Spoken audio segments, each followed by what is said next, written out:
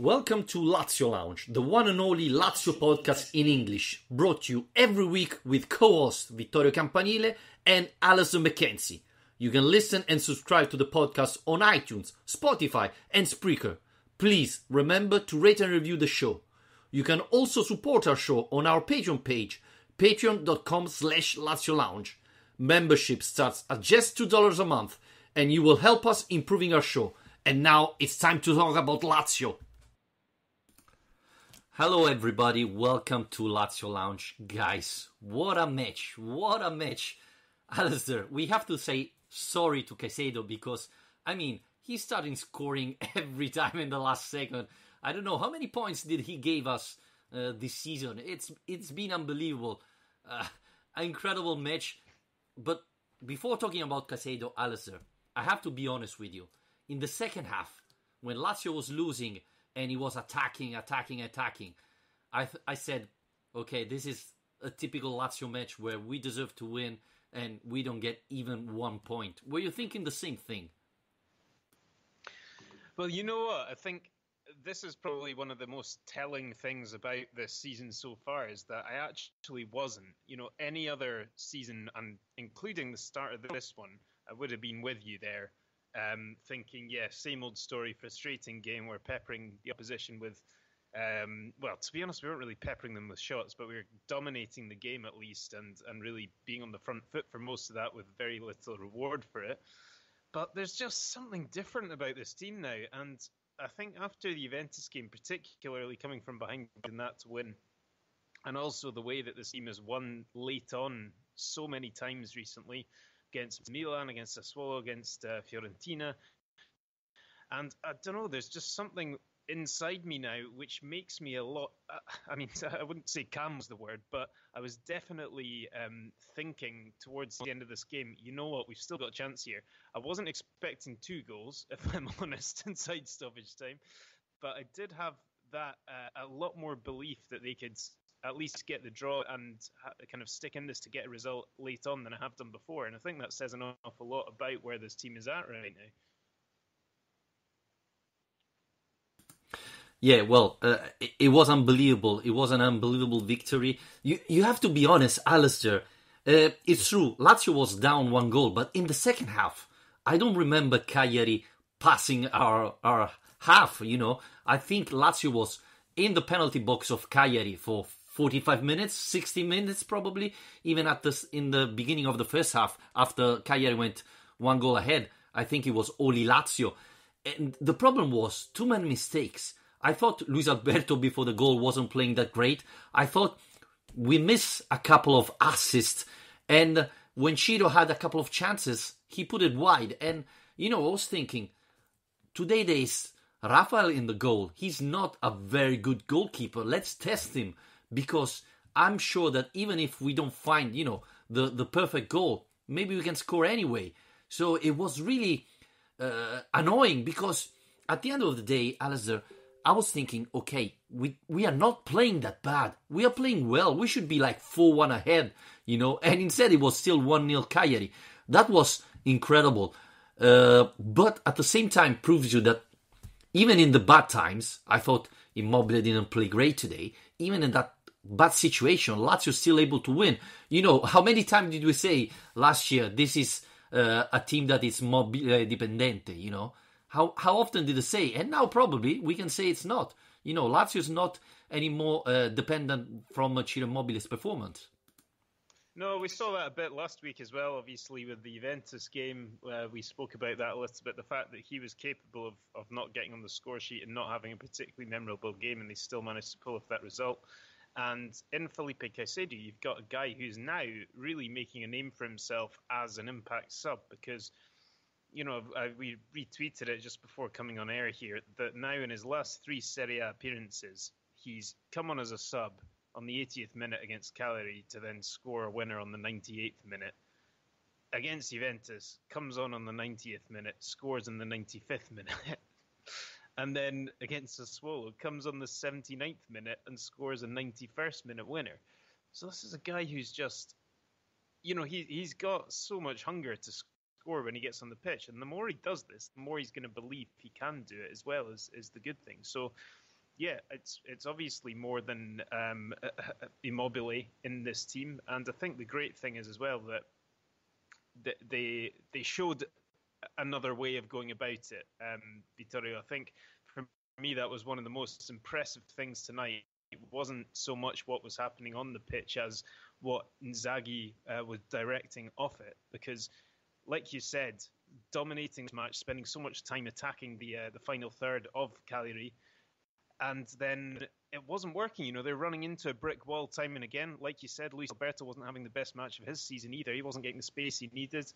And Inzaghi made some really bold calls, you know, to take on Johnny, Cataldi for Lucas, and then Caicedo for Radu late on, and change this team to a 4-3-1-2 formation that he's barely ever used, so he could push those wing backs and Johnny and Lazzari right up the pitch. That was a very bold move, you know, because, you know, obviously at that stage there's very little to lose, but it was a really tactically smart move that they gave that team more width. And that's what we saw with the 2 goals coming from crosses. And I think he deserves an awful lot of credit for that. I have to tell you, Alistair, that I was a little bit surprised and concerned when Johnny came in. I thought it was a little bit too early. But it was true that, as we were saying, Lazio was pretty much dominating that match. And we were pushing on both sides. So probably Inzaghi said, okay, we need someone that crossed better than Senad Lulic. Can I be honest? I think the first 5 crosses he put, they were terrible. Luckily enough, the last one he did, it was perfect. And hit the shoulder of Caicedo. He didn't hit it with the head. He scored with the shoulder. But, I mean, it's still good enough. It's great. And maybe this can be the turning point for Johnny's season, you know. This could be the perfect moment where everything switch for Johnny after this incredible assist. So we hope so. And yeah, you know, I think Inzaghi saw that Lazio was dominating that match. We were making silly mistakes, stupid mistakes that could easily would allow Lazio to win. And so, you know, I thought losing wouldn't change nothing, so why not risking? And yeah, absolutely, at the end we can say that Inzaghi made the right decision. I don't know if you agree with me, Alistair. I thought that Lucas Leiva, after the first 20 minutes, was struggling there. And, you know, he if he gets a yellow card, he will miss the Supercoppa. So maybe Inzaghi said, yeah, it's time to bring him off because he's struggling a little bit. There's a big risk he get another yellow card. And Cataldi overall didn't play that bad, right? No, I mean, the one thing Cataldi does, I suppose, that Lucas doesn't, is that he wants to get on the ball and kind of direct the play. He wants to be the guy who's spraying the passes around, and also his passing range is better than Lucas's as well. So that was obviously another substitution that was an attacking one from Inzaghi, another one that worked for him. And yeah, I mean, to be honest, I'm a little kind of lost for words about this result, because this is the first time we've kind of, because we're recording podcasts most time Monday nights nowadays, so this is the first Monday night game we've had for a while, and first time I'm trying to kind of rationalise and everything that's just happened. But you know, this changes quite a lot in terms of what the league table's looking like. Means we're going into the winter break. Obviously, some other teams will have games before the winter break in Serie A, but we've got the Supercoppa. But we are now 3 points off the top of the table.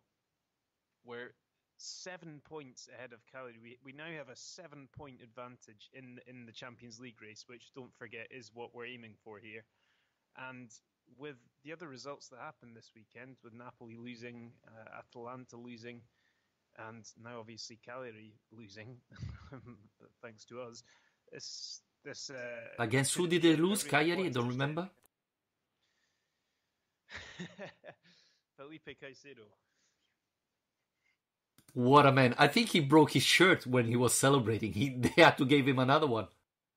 Well, they just had on Sky Italia. He was brought to the pitch side after the game to do the kind of flash interview, and he started doing the interview, and he still didn't have a shirt. I don't know where it disappeared to, and you just saw one of the Lazio staff coming up behind him and kind of trying to put a jacket on his shoulders as he was in mid-interview, trying to kind of cover him up.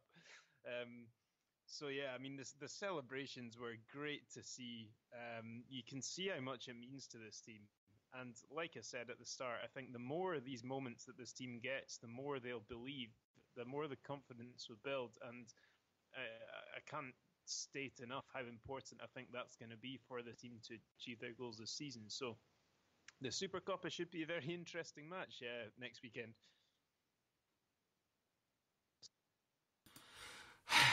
Let me celebrate this match before Alistair.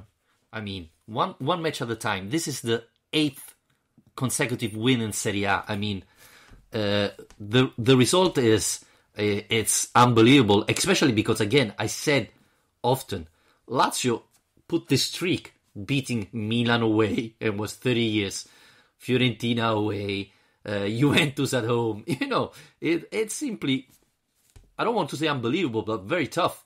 And again, we played probably the best Cagliari of the season, and they were lucky to score immediately, and Lazio was able to come back and get 3 really, really important points. As you were saying, you know, now the table is amazing. I'm not used to watch it and see, you know, this gap between Lazio and the 5th.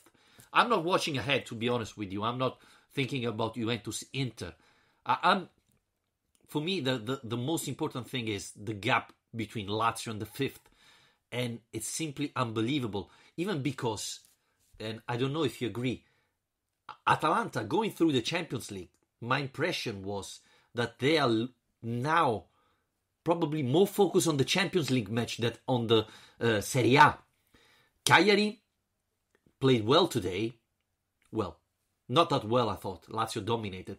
But, you know, I don't think they're going to keep up. Napoli, it's in a terrible form. I watched Napoli playing with Gattuso, and they were horrible.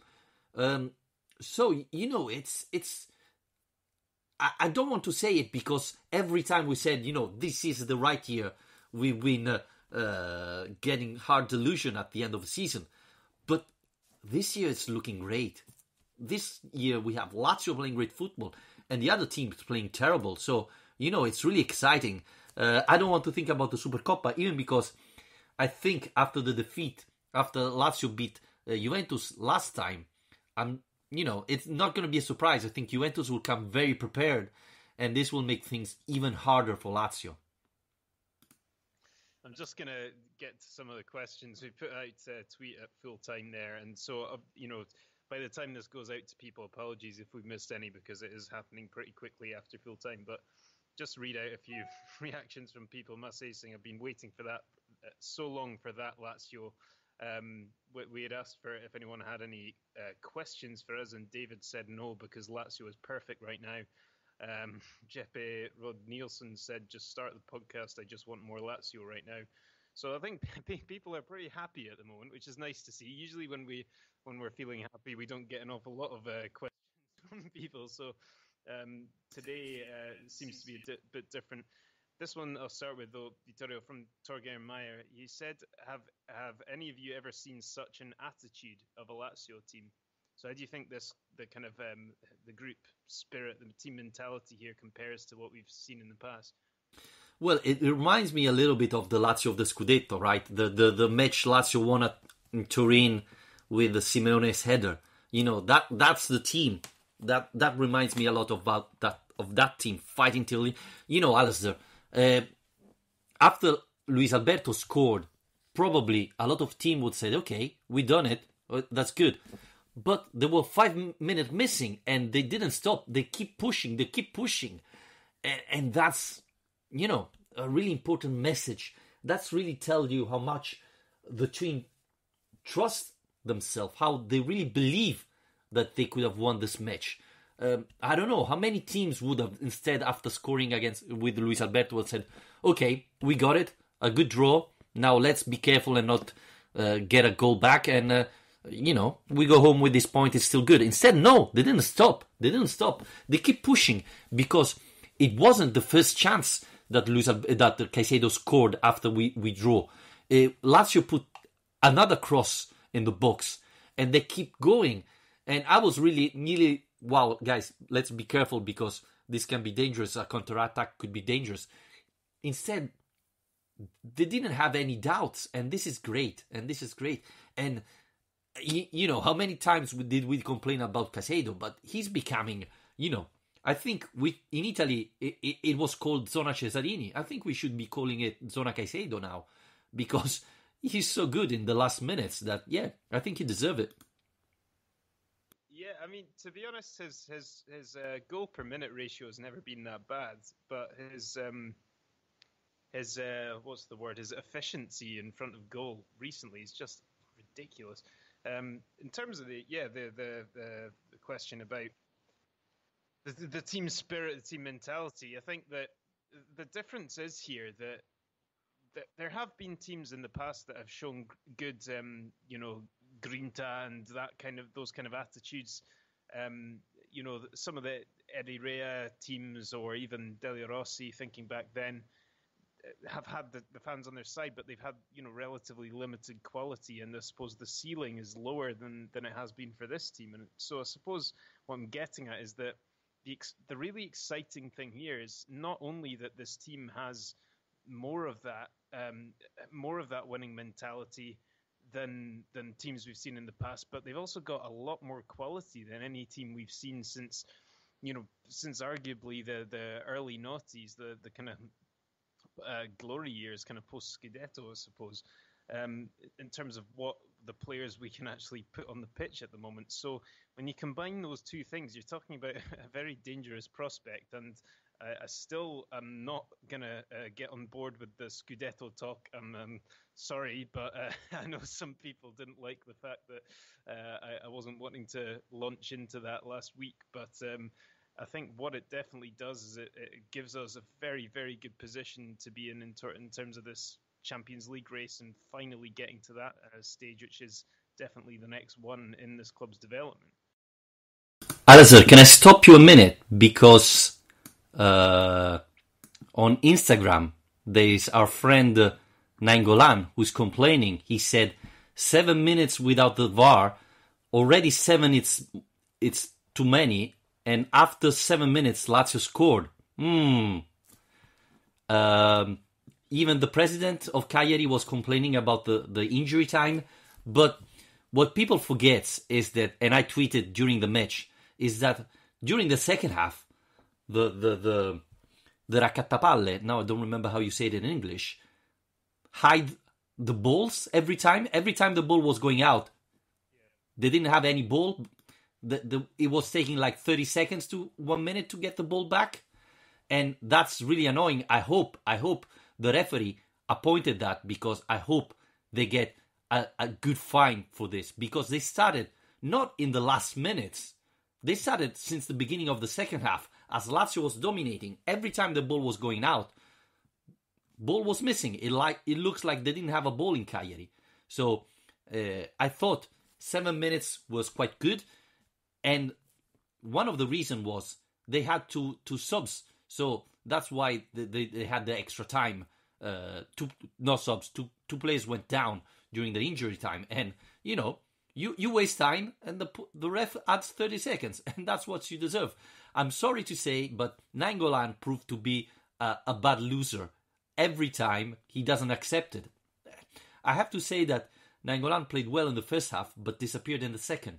And, Nainggolan, I'm sorry for you. Yeah, I saw quite a neat summary of the stoppage time on Twitter. Someone put up saying that it's right because there were 5 substitutions, 3 interventions where the medical staff had to come onto the pitch, including one for Lika Janis, which took over 3 minutes for him to get treatment. And then on top of that, Nainggolan got substituted off in the 93rd minute as well, which adds another 30 seconds to the stoppage time that's given as well. So, yeah, I don't think they can really have any complaints about the length of the break, considering all those things put together. And it's really about the way you react in those circumstances as well. I mean, they decided pretty early on in that game that they wanted to sit deep and do everything they could to defend what they had. Probably aware that if they opened up, they knew that Lazio would thrive in that space. But it's great to see, the fact that Lazio are up against one of the better organised teams in the league, in one of the hardest stadiums to go to in the league, don't forget.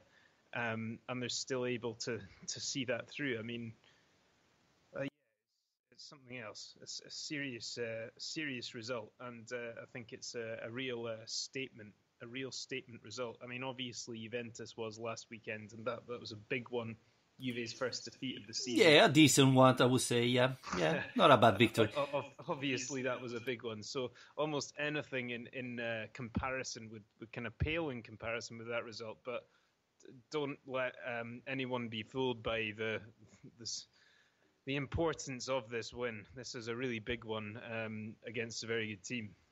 Alistair, sorry, just to close the discussion about the injury time, Luca Marelli, I don't know if you guys know it, he's a former referee, Italian referee, that now keeps a blog every week. It's a very detailed blog, a very good job he does with all, the episode and things like that. He tweeted... That's Lazio... the man I was just quoting, actually. Okay. Goal at 97 minutes and 27 seconds. 7 minutes of injury time, correct. 5 substitution, 3 injury players, and more than 3 minutes for Lico Giannis, that I don't know if he broke his nose, but he was down for a lot. And then, really important, Nainggolan substitution at 93 minutes. So this add 30 seconds more. So yes, it's perfect for him. It should have been 97 and 30 seconds of injury time. So really nothing to accept. So again, Nainggolan, you lose a chance to be quiet and stay silent, because really... I'm pretty sure that's exactly... Sorry, say it again? I'm pretty sure you've repeated exactly what I just said, because I read out the same tweet from Luca Marelli. But it was nicer for me. Yeah, I suppose. Okay, sorry. And if you make the point twice, then you've made it strongly anyway. So there you go. I wanted to say another thing, Alistair. What about Luis Alberto? Because I don't know if you noticed, he asked for the substitution 2 minutes before he scored. He said he had a little problem. And Inzaghi said, hey, we already made 3 subs. You have to play. And then he scores? Yeah, exactly. What problem? So, yeah, I mean, let's just hope that he didn't actually have a problem and that staying on the pitch hasn't damaged him in any way. But, yeah, like you said, it was a funny game for him. I don't think he actually had his best game at all. But there you go. He's still capable of making a difference.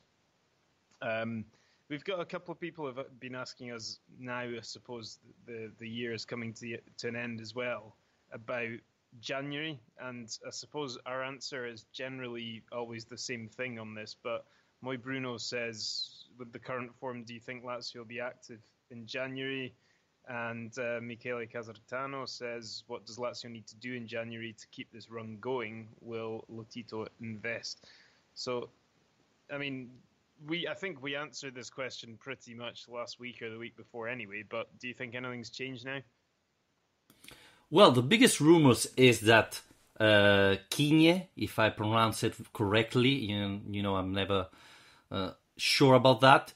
It looks like Lazio wants to bring him back. He's on loan to Salernitana. He's doing quite well there. And the rumors are that Inzaghi had a discussion with Tare the other week and said, we need a winger, and Kigne would be perfect. He can play on both sides. He's our player, so it's not going to cost us money.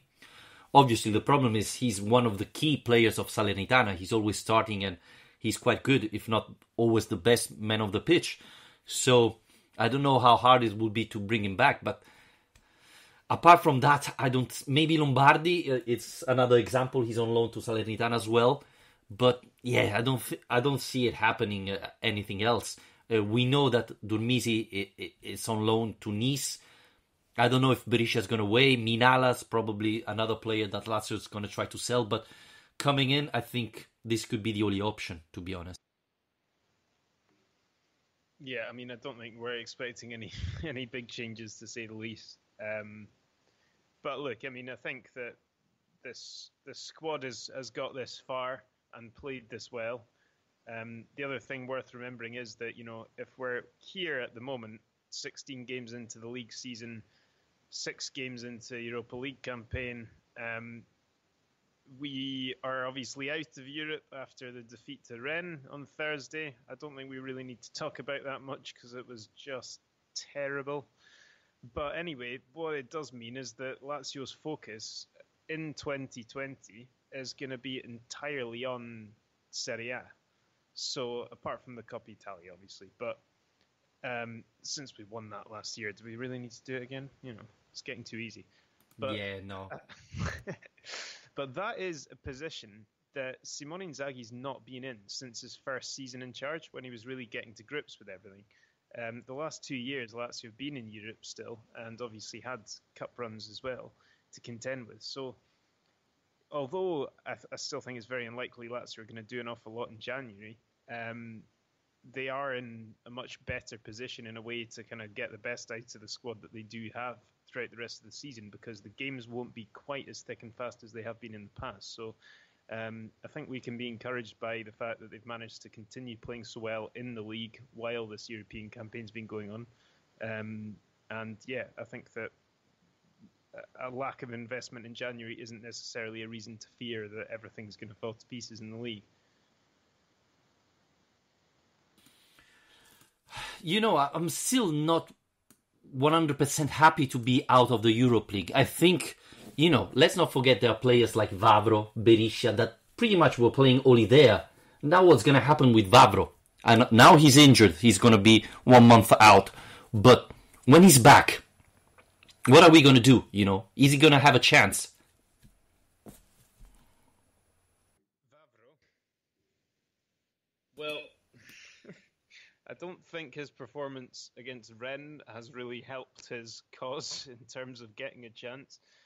I think that Inzaghi seems set now. He seems to have made a decision with his defence to be that Felipe Caicedo is his first choice, because I saw before the game, this is the first time in ages, I can't remember how long, I can try and find out before the end of the podcast, but the first time in ages that we've had the same starting lineup for 3 consecutive league games.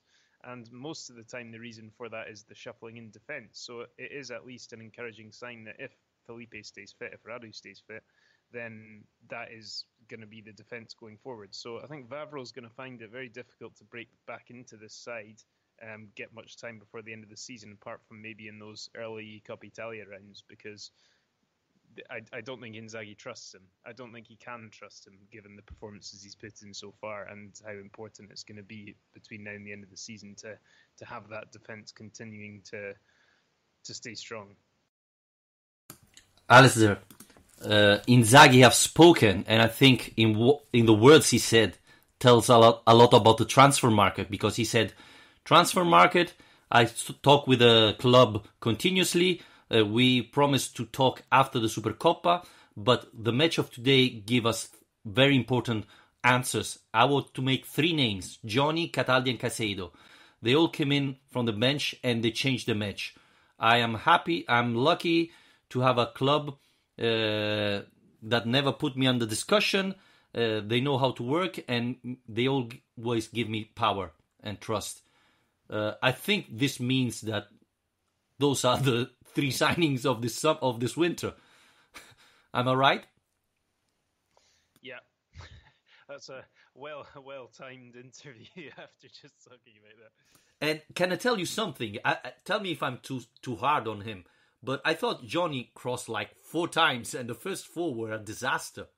So I'm happy he made the last one, and maybe this can change the season. But I don't know. I'm not 100% convinced after this match. I was expecting much more from him, to be honest. Yeah, well, I mean, it was a funny old game, because I thought the same with Manuel Lazzari in the first half, who in many ways was having a very good game, because almost all our attacks in the first half were coming down the right-hand side for most of the game, actually, to be honest. I thought him and Milinkovic-Savic were linking up quite nicely together. I thought Milinkovic-Savic was proving to be a bit of a handful for Cagliari, but Lazzari's crossing, as it was against Juve, as we said, wasn't always great. Wasn't finding the targets or was getting closed down.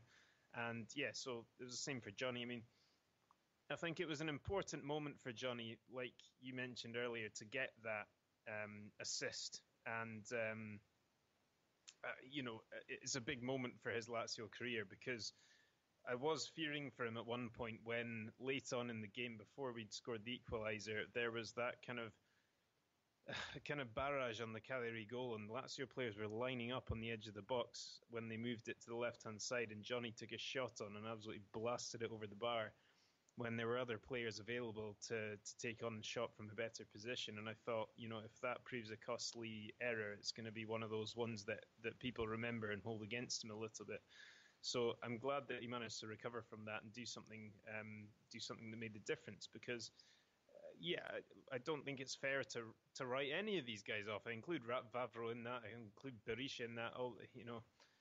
I think that people need regular game time in order to show what they've got. And I think that he in particular, given it's his first season, he's in a new league and he's playing in a new position.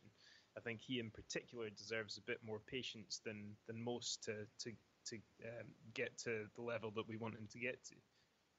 Yeah, I have to be honest, and I have to admit that I cannot repeat what I said to Johnny when he shot over the bar in that chance.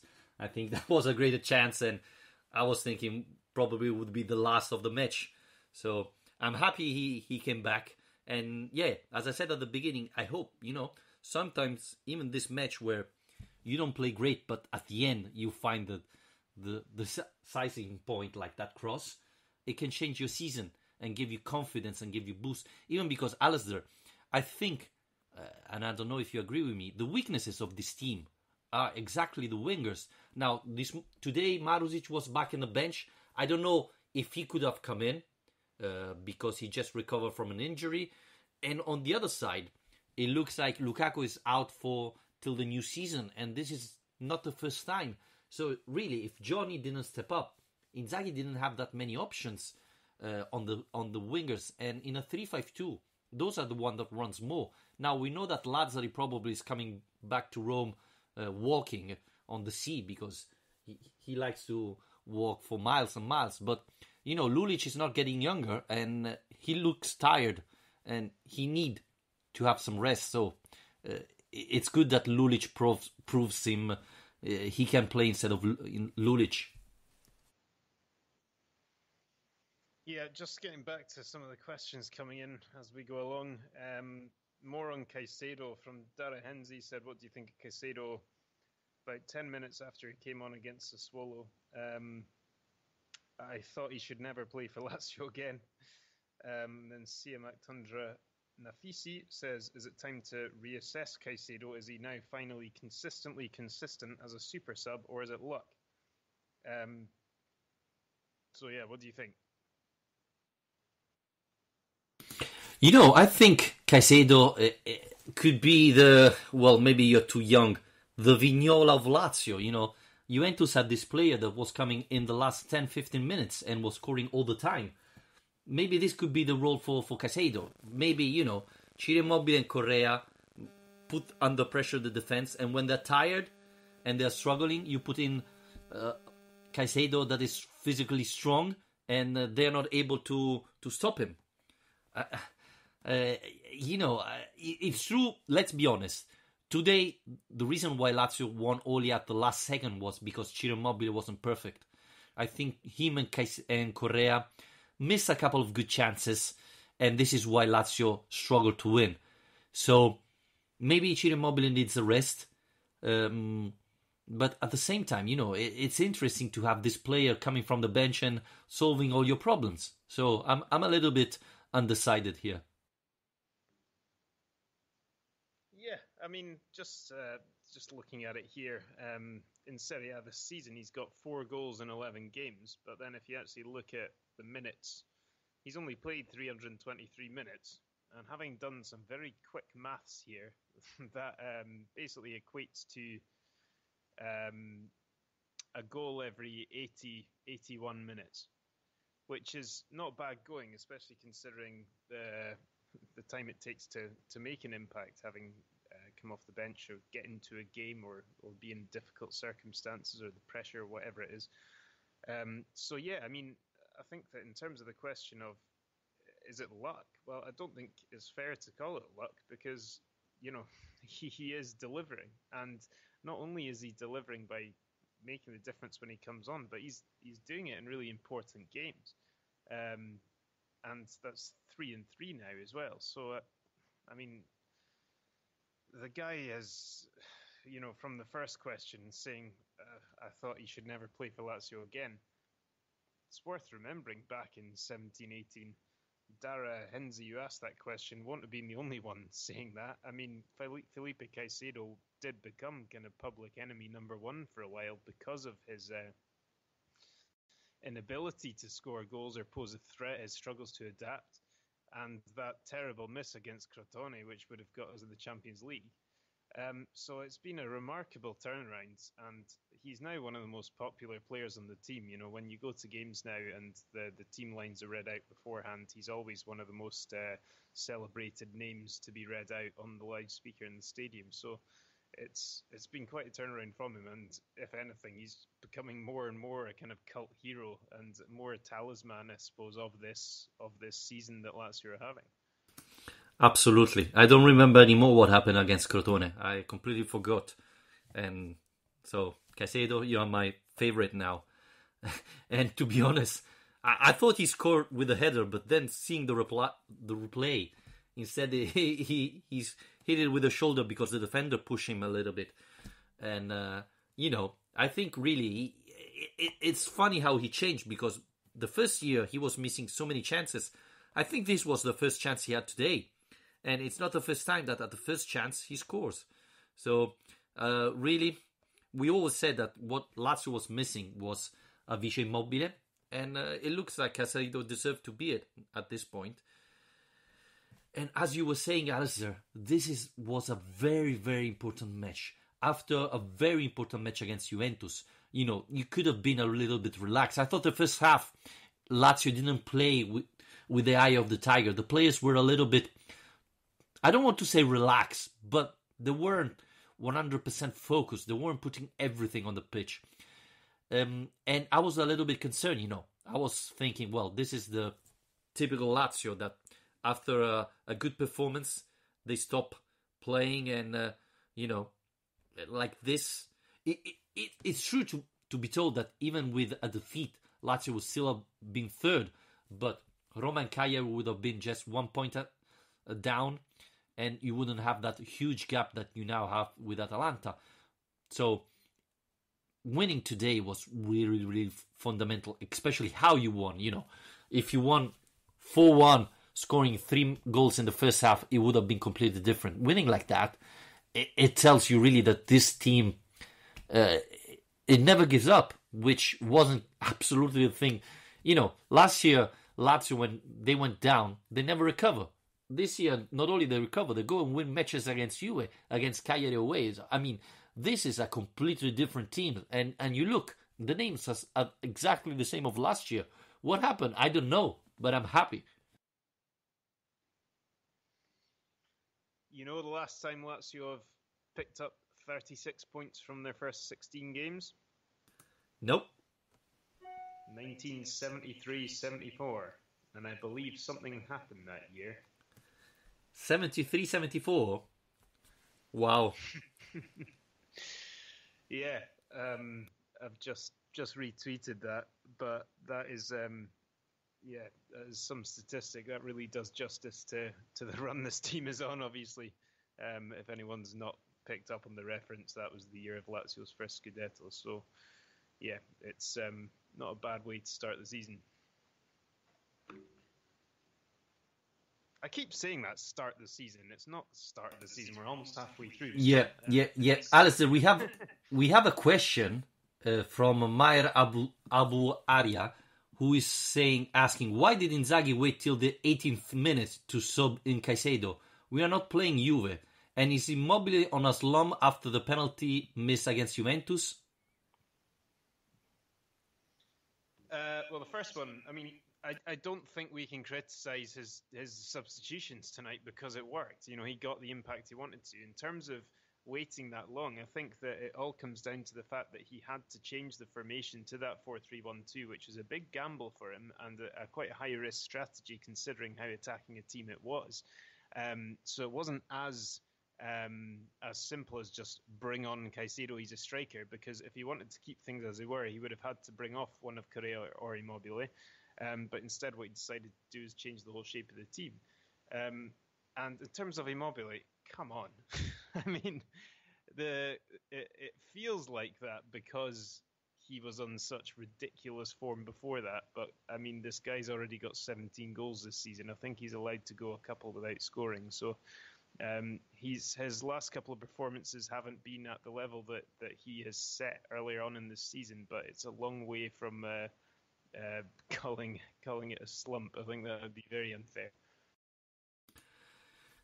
Yeah, well, even Sky Sport, I was so upset listening to Sky Sport because instead of celebrating Lazio victory, Pellegrini was complaining, asking why Lazio didn't play that bad the first half.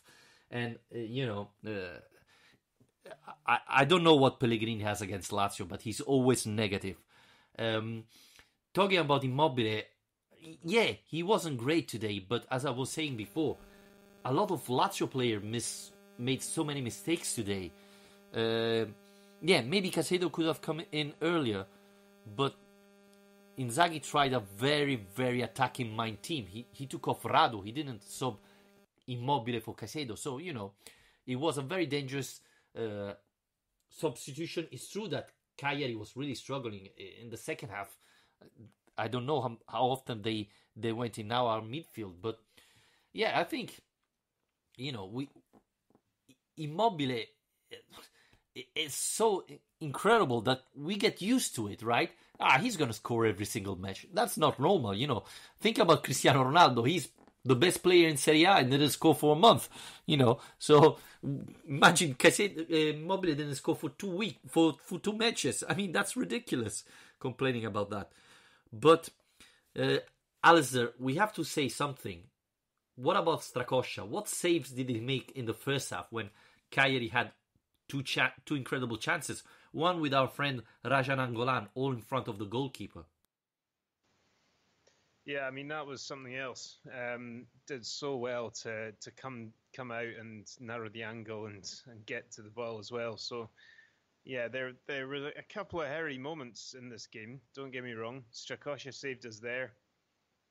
Made another good save as well at the end of the first half. It was clinging on a little bit for a moment there.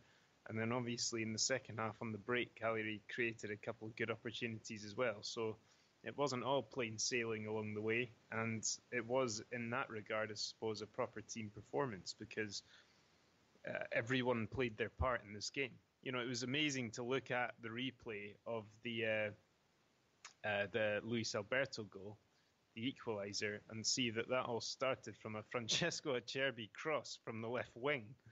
And I was looking at that and I was like, hang on a second. Now that we're playing in a back four, how has Acerbi ended up near the corner flag, whipping in a cross to get diverted in? So, it was something else. And like we said right at the start, it was clear that they all believed it could happen, and they deserve enormous credit for not only getting back into the game, but then pushing on to try and find a way to win the game as well. It says an awful lot about this team.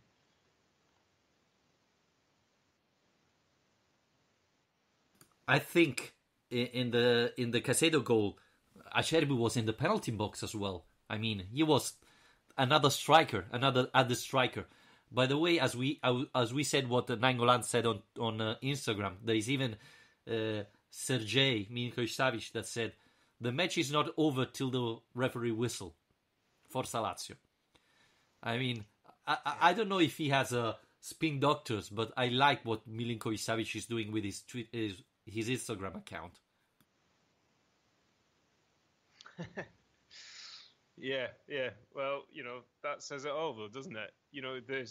What's the point in complaining about stuff like that after you've lost a game? It's not going to change the result. you have to play to the whistle. That's the simplest way of looking at football. You always play to the whistle. So, yeah, absolutely right. Well done, Sergei. And this is the 11th consecutive match that Lazio scored at least 2 goals. This is incredible, especially thinking about the match, right? Lazio was struggling so much to find the net, and then in the last 5 minutes, amazing. Yeah, I mean, something I flagged up after the game on Twitter was that, it's easy to forget, but back in, I think it was the start of October, that game against Rennes when we were 1-0 down and turned it round to win 2-1. And that was Lazio's first comeback win in a year and a half. I think it was April 2018, the one before then. And now we've gone and done it twice in 2 games against Juventus and Cagliari, 2 of the teams who started this weekend in the top 4. Yeah, 2 average team. Come on. 2 average teams, yeah. So, yeah, I mean, well, something I wanted to ask you myself now, though, is that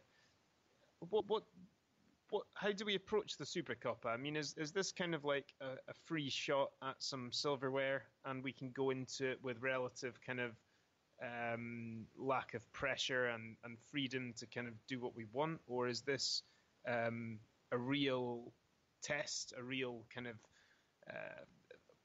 chance to kind of show that Lazio not only have beaten Juventus last time, but are capable of beating them again and pushing on to challenge them at the top for the rest of the season? For making it more competitive, I would bring the Primavera and see if this time Juventus win it. I'm joking, obviously. It's like a friendly match for me, Supercoppa is important. Not that much, to be honest with you. If they are injured player, I was concerned that Luis Alberto was injured and couldn't make it. But, it's Lazio has nothing to lose, to be honest. So, let's go and do the best. But, if we lose, we lost against the best team in Italy and maybe in Europe. If we win, then another unbelievable result. But my focus at the moment is Champions League. I don't care if we win the Supercoppa and we don't reach the Champions League position this time. So that's my thought. Yeah, I think it's one of those competitions that if you lose it, it's meaningless, and if you win it, it means something. It's that simple. I think we can try and launch a defence of the Supercoppa as being a real trophy if we go and win it. But it is, it's a chance for us to put on a show. This is obviously the fact that it's in Saudi Arabia just a few days before Christmas hasn't pleased everyone. Those of the Lazio support who actually would have liked to go and watch this game, and it's not exactly been made easy for them. But this is a chance to go out there and show the Saudi fans what Lazio are made of, and go and create some new Lazio fans, go and create a new fan base out there, and really show them what they're made of. And listen to Lazio Lounge as well.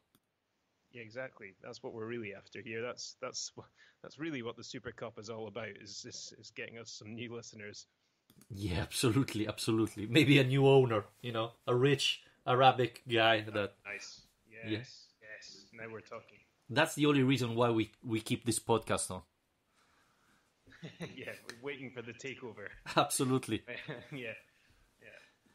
But, Alistair, I mean, it's I still struggle to realize. I mean, this is the typical match that Lazio loses, so it's incredible to win it. One thing important that happened today before the match is that they postponed Lazio Verona, if I'm not wrong. Instead of the 5th of January, it's going to be the 8th of February. And this is really good because, if I'm not wrong, Lazio had 3 matches in 7 days, which was absurd. And luckily for this year, Serie A noticed and postponed the match. So I think this is really positive. Yeah, I think it was supposed to be on the 8th of January. Now it's the 5th of February. I think it's that way around because it's the Lazio's 120th birthday celebrations that night, I think, because that's the night I'm returning to Rome after a winter break of my own. You're going to the nice weather in Scotland. Yeah, finally get some sunshine in the north of Scotland over Christmas and New Year's. So really looking forward to that. For going back to Scotland. You don't have to say it like that. I mean, you're giving reason to Brexit with this. This is the reason why they're doing Brexit, because you are happier to go back to Scotland than staying in Rome. I mean, this is unbelievable. I think we're going to need another podcast to get through this conversation. Yeah, I think so. But it's not the time. It's Caicedo night tonight. It's really unbelievable, Alistair. Do you have another funny stat for me tonight? Well, I think I probably peaked too early with my best start since the 74 season one, so I don't have anything else prepared. So I'm afraid not. I mean, I have seen that Lazio's 8-game winning run is now the best in Europe, joint with Liverpool. So we are still on top of that. I think we were joint with Leicester for a while, and now we're joint with Liverpool. So Lazio are still the best team in Europe. Don't worry. That is verified. Good. Before closing, Stefan Scarpulla said, please mention Johnny, who showed his merit today. Yeah, we talked about the assist. And thank you very much, Stefan, because he's one of our patrons and decided to upgrade, switching from the lower grade to the highest. Really, really appreciate Stefan. We're doing it for you. Obviously, me and Alistair, this is not our primary job. So, it costs us time and tools. The server for the podcast is not free. So your help is really, really appreciated. And so, Stefan, really, really, we thank you for what you did today. And, guys, if you want to support us, there's a Patreon page, patreon.com/Lazio Lounge. The lowest membership is just $2 a month. And, we really appreciate your help because we're doing it for you. Obviously, I'm having fun of making jokes of Alistair, but the main reason we're doing this is to export the Lazio brand all over the world, to reach all of you Lazio fan all over the world. The Lazio fan in Australia, Lazio fan in Toronto, in Canada. We say hello to all of you, and we try our best to bring our coverage to all of you in English, people who are not able to understand Italian. So it's a big thing we're doing, and we really appreciate your support because this keeps us going. So thank you very much, Stefan, and thanks to all our Patreon supporters. Thank you very much. Yeah, back that message 100%. And on that note, actually, I just wanted to, before I completely forget, add that we are, although there's a winter break, we are planning on doing some kind of special edition podcasts, a couple of them perhaps, to do a kind of look back over the decade. Now, obviously, we're moving into a new decade, so I don't know what this one's called, though, because it can't be the teens because there's an 11 and a 12. I don't know. But anyway, it doesn't matter. From 2010 to 2019. And we're kind of looking for the involvement of our listeners in this as well. So today, we've put out polls on our Twitter page for a team of the decade, and you've got several options for each position, and obviously you can just send us your preferred 11 as well. And so we're going to take up all those polls and put together a team of the decade. There'll be some other prizes that we're going to put polls out for during the week as well, and hopefully those will be with you as well between Christmas and New Year. So there are going to be a few other things going on as well. And obviously, please vote the polls that we published today so that, you can tell us what you're thinking about. Obviously, my votes are the best, but, we're going to take in consideration even yours. So, the polls are out and you have time to vote. And then we're going to do this, hopefully, great show, even though Alistair will be joining me. But, guys, hoping that the next century, maybe it's going to be the Lazio century. Who knows?